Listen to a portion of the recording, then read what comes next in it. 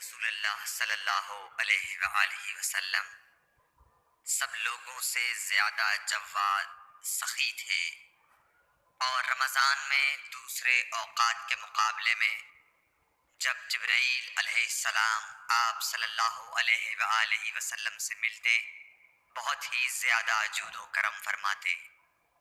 جبرائیل علیہ السلام رمضان کی ہر رات میں آپ صلی اللہ علیہ وآلہ وسلم سے ملاقات کرتے اور آپ کے ساتھ قرآن کا دورہ کرتے۔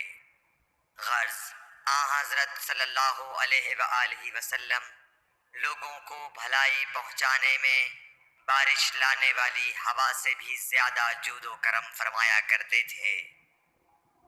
صحیح بخاری حدیث نمبر 6۔